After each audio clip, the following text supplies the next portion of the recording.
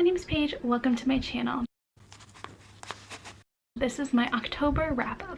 So in October, I was able to squeeze in 5 books in the month.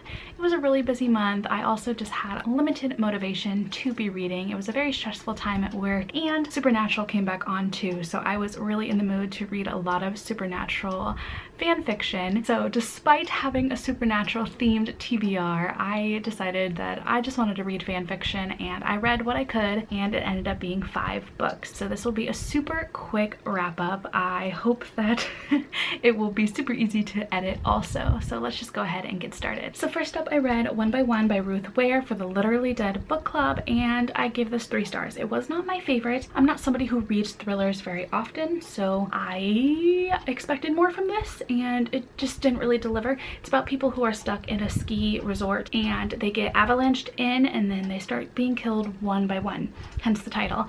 And this isn't very much a mystery of who did it. It's more of a why did the person do it, because you can figure out who did it pretty early on. It's just figuring out why they did what they did. If you enjoy the why of mysteries instead of the who, then you might like this one better. But it was written pretty well. The scenery was really good, and there's one really intense scene at the end that was really fun to read, but it just wasn't my favorite. So 3 stars for this one, and I will rank this number 1 right now. Then I read Cemetery Boys by Aidan Thomas, and 5 stars. I love this one so much. It was so wonderful. I had such a good time. These characters are amazing. I loved Julian, I loved Yadriel, I loved Maritza.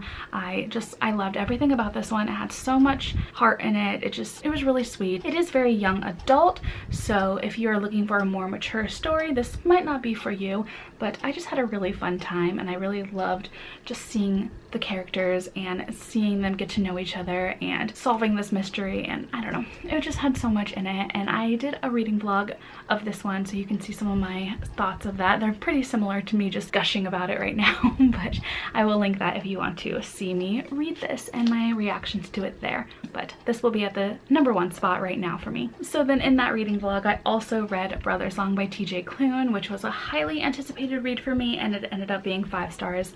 I love this series. I loved this conclusion to the series, and I already want to reread the entire Green Creek series again because I just love this story so much. This one, such a great ending. So if you are interested in any more thoughts from me on this book, you can go watch that vlog. I've talked about it some other places too, but definitely highly recommend the Green Creek series overall. So this will be at my number 2 ranking right now. Then for the Page Turner book club, I read The Shadows by Alex North, and I gave this 3 stars. It was fine. It wasn't my favorite. It had a story, but I felt like there was a lot of stuff going on in it that it was really hard to feel connected to the characters, and I am very much a character-driven person, so if I don't care about the characters very much, I just don't care about the book very much. But it was interesting. So this is about murders that happened in a small town, and this man who was friends with the people who did this murdering many years ago, and then the murders are happening again, copycat murders now as he's older. It's about lucid dreaming. There's a lot going on in it, and it's pretty spooky at some points, but it just wasn't my favorite read. But I do think many people would like this one a lot. But for me, this is going to be ranked number 4 just because I felt like it was kind of confusing at times, and it was really hard to connect to any of the characters and care what happened to any of them. Then I read Once We Were Here by Christopher Cosmos. I got this as one of the Read Now books off of NetGalley, and it's the very first NetGalley book that I read. It sounded really interesting to me, and I will say that it was written very beautifully. And if you want to read all of my thoughts on the book, I wrote a very in-depth review on this one, but I ended up just giving it 3 stars.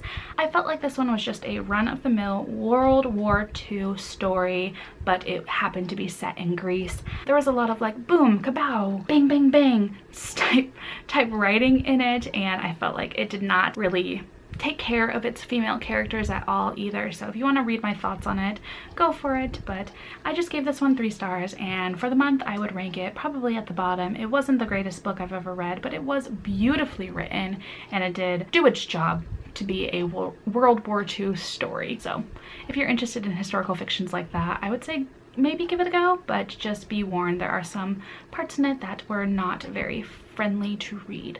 There were some things that I felt like could have done with some trigger warnings for sure. These are the 5 books that I was able to read in this order, and I forgot my stats. So real quick, my average rating was 3.8 for the month, and I had a page count of 1,858 pages, and I read, it looks like, 2 fantasies, 2 thrillers, and 1 historical fiction. So that sounds about right. And 4 of those were adults and 1 of them was young adults. So this was my month of October.